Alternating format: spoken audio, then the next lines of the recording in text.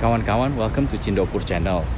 Cindopur Channel adalah channel yang membahas pengalaman hidup orang Indonesia di luar negeri.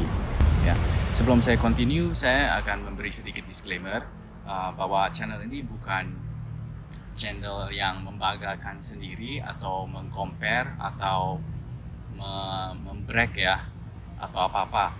Channel ini fokusnya hanya untuk memberi sedikit sharing dan tempat curhatan buat orang-orang Indonesia yang sekarang sedang tinggal di luar negeri, dan juga membahas perbedaan-perbedaan di antara negara dengan Indonesia, dan juga membahas peluang mencari uang dan bagaimana bisa mendapatkan penghasilan tanpa harus meninggalkan Indonesia. Ya, jadi ini adalah fokus channel kita.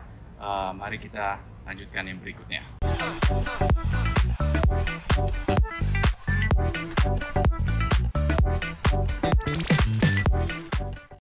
Topik hari ini kita akan membahas 5 perbedaan ya yang saya lihat yang beda dengan negara Singapura dan negara Indonesia. Saya sendiri sudah tinggal di Singapura sejak tahun 1992, biarpun sering bolak-balik ke Indonesia dan juga sempat tinggal di Amerika Serikat selama 10 tahun.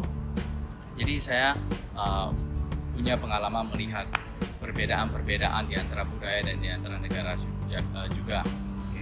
Jadi kalau Anda dengar sedikit logat saya aslinya orang Jakarta, tapi sekarang bahasa Indonesia juga agak sedikit ngawur ya.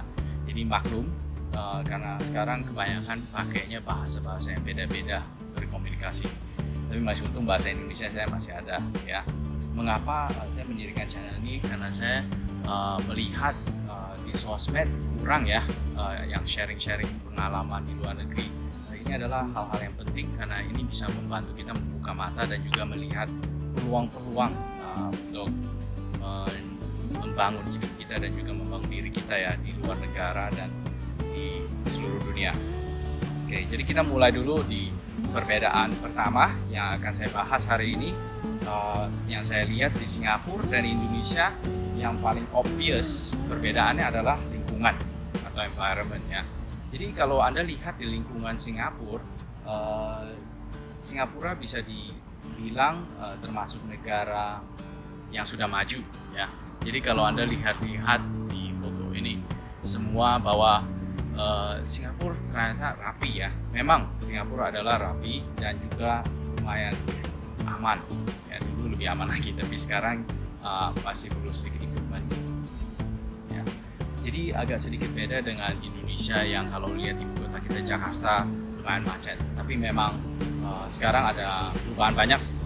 Saya harus jujur bahwa tiap kali saya balik ke Indonesia saya kaget akan perubahannya, apalagi di Jakarta, dan saya juga merasa bangga karena kita memang ada sedikit maju ya. Jadi harus kita dukung terus pemerintah kita untuk memperbarui dan membangun negara Indonesia ya. Jadi lingkungan itu penting. Lingkungan yang paling obvious perbedaannya adalah di Singapura jarang macet. Memang ada macet, tapi macetnya nggak separah Indonesia. Oke, jadi ini mungkin kemungkinan besar itu karena di Singapura mobilnya biarpun banyak, tapi tidak sebanyak Indonesia. Di Indonesia kalau mau punya mobil, satu keluarga mungkin ada 2-3 mobil juga mungkin ya. Mungkin ada keluarga yang lebih tajir, mungkin mobilnya mungkin ada bisa 5. Kalau di Singapura jarang sekali karena harga mobil di sini mahal ya. Perbedaannya adalah seperti mobil Honda HR-V. Kalau di Honda HR-V, kalau di Indonesia mungkin 200-an juta, 300 juta bisa dapat ya. Kalau di Singapura itu nggak mungkin. Kalau sekarang perbandingan dolar Singapura dolar itu dibanding 10.000 rupiah, dan kalau 200 lebih juta, 300 juta kira-kira 30.000 Singapore dollar ya, dolar Singapura. Kalau 30.000 Singapura dolar itu nggak bisa dapat apa-apa di sini. Mobil apapun nggak bisa. Mobil HR-V paling murah sekarang itu 100.000 Singapura dolar kira-kira, jadi rupiahnya itu 1 M ya. Dan mobil HR-V bukan termasuk golongan mobil mewah ya. Jadi agak gak masuk akal gitu kalau dibandingin harga Indonesia, kira-kira bisa 3-4 kali lipat. Jadi yang punya mobil yang lebih dari satu biasanya jarang sekali di sini ya. Nanti kita akan bahas soal keuangan. Nanti pemirsa akan tahu sendiri bahwa gimana itu orang di sini, gimana cara hidupnya ya. Ya, itu adalah satu perbedaan. Jadi kemacetan itu memang agak sedikit jarang di sini, tapi tetap aja kalau rush hour masih ada macet, tapi macetnya masih bisa jalan ya. Terus di antara lingkungan ada perbedaan seperti public transportation kayak bus atau MRT. Di sini pun ada. Di sini sering orang pakai bus dan MRT, dan kira-kira karena negaranya memang lebih kecil ya, jadi MRT dan bus bisa kemana-mana di sini. Kalau mungkin di Indonesia karena negaranya lebih besar, jadi lebih susah ke tempat mana-mana. Tapi paling sedikit Jakarta kita masih oke ya. Oke, itu lingkungan yang perbedaan, dan jelas kebersihan pun ada perbedaan. Di sini bisa dibilang bersih sekali, rata-rata ya, jarang sekali. Tapi memang rakyat di sini sih bayar uang sih, pajak kebersihannya itu nggak dikit ya.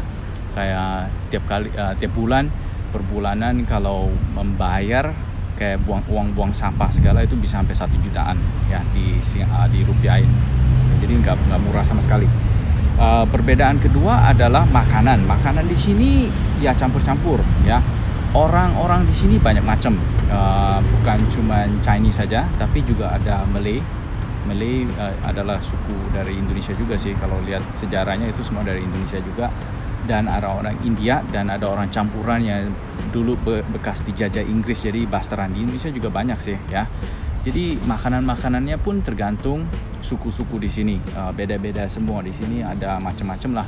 Tapi rata-rata karena mungkin saya udah biasa ya, jadi saya masih oke makanan. Tapi teman-teman saya yang datang dari Indonesia rata-rata merasa bahwa makanan sini kurang rasa dibanding makanan Indonesia. Memang di sini nggak gitu enak lah menurut mereka ya. Saya sejujurnya sih setuju juga. Kalau makanan tradisional memang makanan Indonesia masih mantep ya.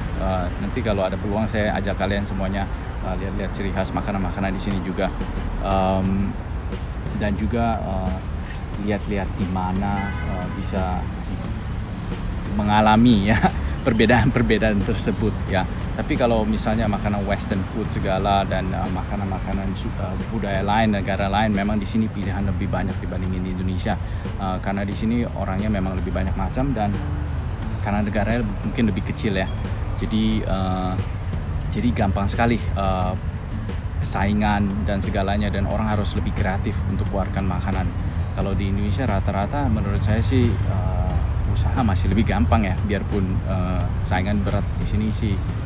Jadi perbedaan ketiga adalah budayanya. Budayanya memang beda ya dari Indonesia. Indonesia padahal sukunya juga banyak, tapi rata-rata hampir sama. Kalau di sini bedanya itu orang-orangnya juga beda. Di sini ada suku Chinese, ada Malay, dan ada India, dan juga ada campuran bekas koloni Inggris dulu. Jadi basteran lah. Di Indonesia sih juga banyak ya, tapi rata-rata semua udah kayak orang Indonesia. Tapi di sini kebanyakan orangnya masih menjaga budaya mereka sendiri yang tradisional, dan rata-rata orang masih bisa menerima lah. Memang ada sedikit isu-isu yang kurang diterbukakan, tapi itu sedikit sekali lah sejujurnya. Saya tinggal di Amerika Serikat selama 10 tahun lebih ya, dan saya bisa bilang di sana itu jauh lebih complicated ya. Di sini sih masih oke. Dan budaya itu menginfluence cara orang berkomunikasi. Kalau di Indonesia, kalau Anda lihat ya, sejujurnya menurut saya orang Indonesia rata-rata ramah ya, lebih ramah dan lebih kalem dan gampang diajak ngomong sejujurnya deh ya. Tapi of course bukan semua orangnya perfect lah, memang ada gosip-gosip sendiri. Tapi kalau di sini rata-rata orang lebih nggak gitu sosial ya, dan nggak gitu ramah, dan mungkin memang nggak gitu gampang diajak ngomong. Kalau langsung diajak ngomong orang bisa bingung, ini orang gila atau apa kayak gitu.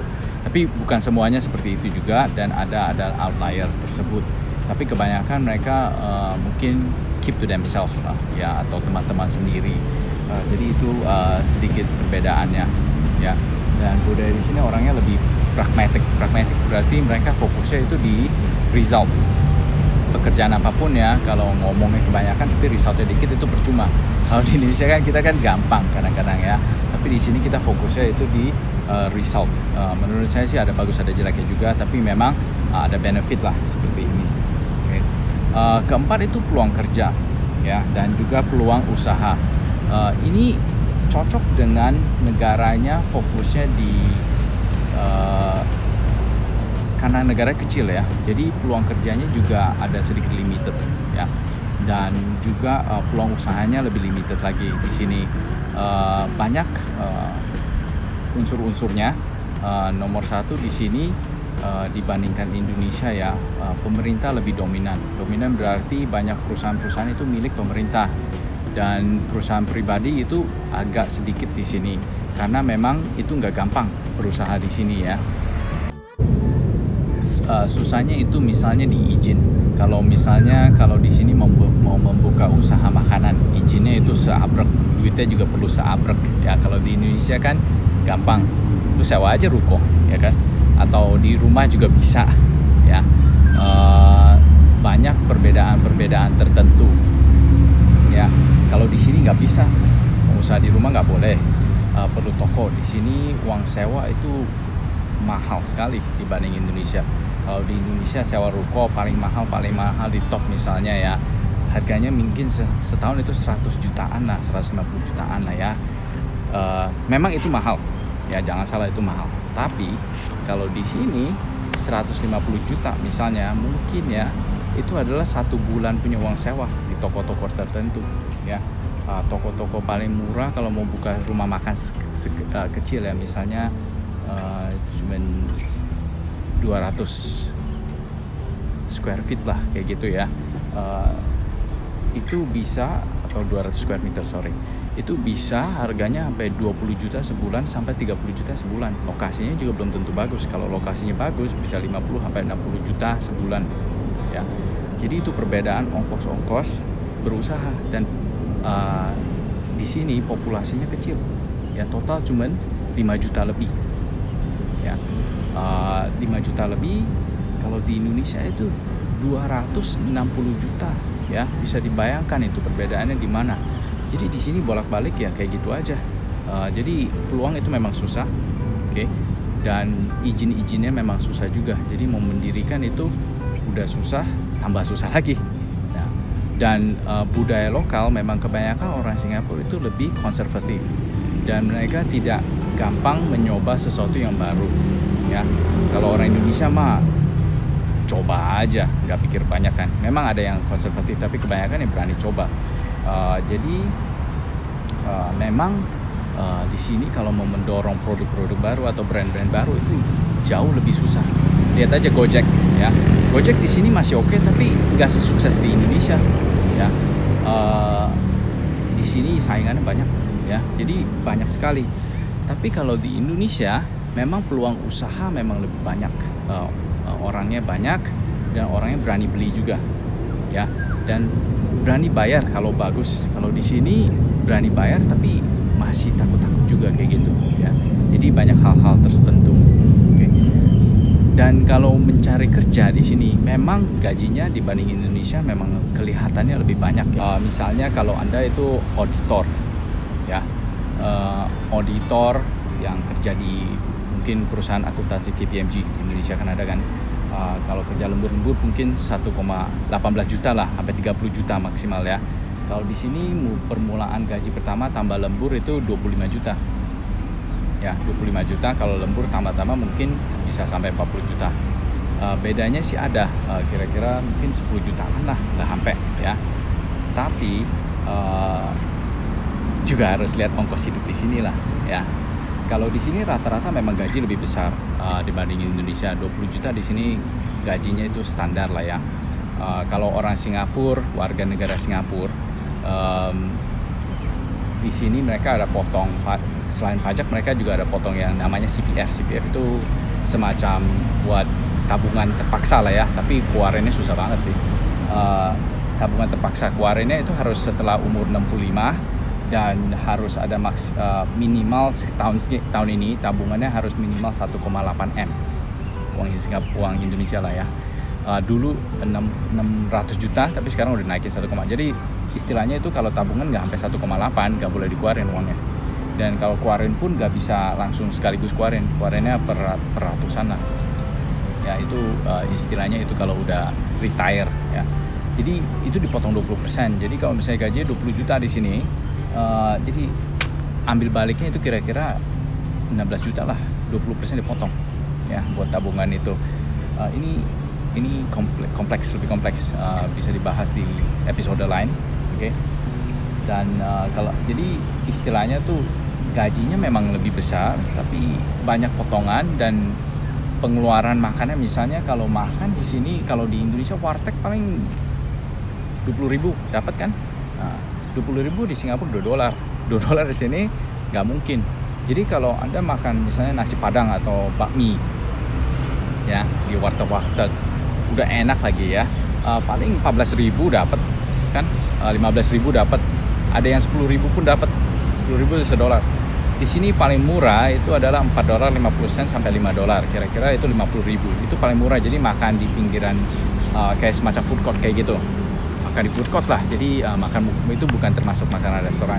Kalau makanan restoran misalnya di western food ya, perbedaannya adalah kira-kira sekali order bisa $15, itu $150.000, itu satu meal. Jadi misalnya kalau makan steak bisa sampai $20 lah, jadi $200.000, itu termasuk daging, french fries, dan salad. Tapi kalau dihitung semuanya di inclusive of career progression dan naik gaji segala, memang benar bahwa gaji di Singapura rata-rata memang lebih besar. Peluang kerjanya tidak sebanyak Indonesia karena memang negara kecil, perusahaannya juga dikit, dan perusahaan-perusahaan lokal biasanya tidak sanggup bayar banyak ya. Yang tinggi-tinggi itu biasanya perusahaan luar negeri, tapi posisinya dikit lah karena itu. Jadi kalau Anda itu orangnya memang luar biasa ya, pendidikannya banyak dan juga sangat kompeten sekali, nah boleh coba di sini ya. Tapi kalau biasa-biasa saja boleh juga di sini, tapi hampir sama lah ya. Jadi kalau dibilang perbandingannya kerja di sini dibanding Indonesia, yang mana yang lebih bagus? Sejujurnya sih memang di sini lebih bagus ya. Singapura memang peluangnya dollar to dollar comparison memang lebih banyak ya. Bukan hanya bekerja seperti ini, tapi TKW juga. Misalnya TKW di Indonesia paling gaji 2-3 juta ya, atau 4 juta. Di sini kalau Anda kerjanya bagus sekali dan peluangnya ada sih. Jadi majikannya juga oke, biasanya bisa 10 juta, ada yang 11 juta pun.